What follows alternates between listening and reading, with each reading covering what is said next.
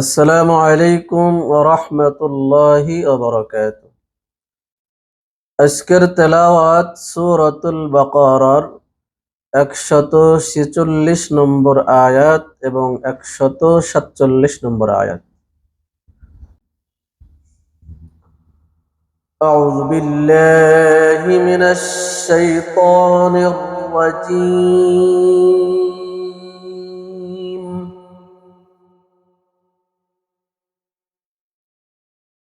বিসমিল্লাহির রহমানির রহিম।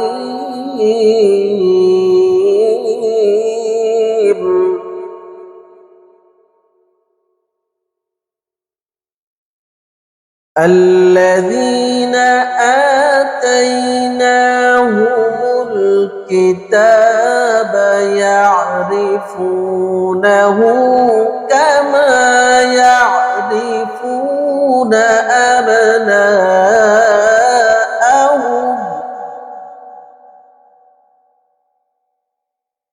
وإن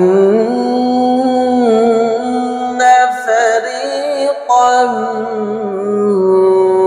منهم ليكتمون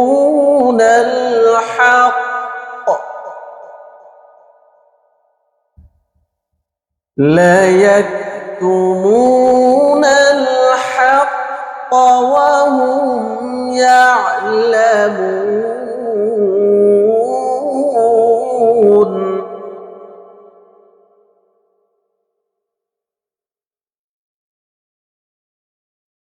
الحق من ربك فلا تكونن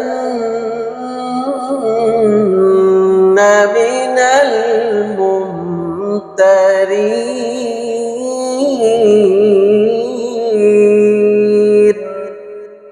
صدق الله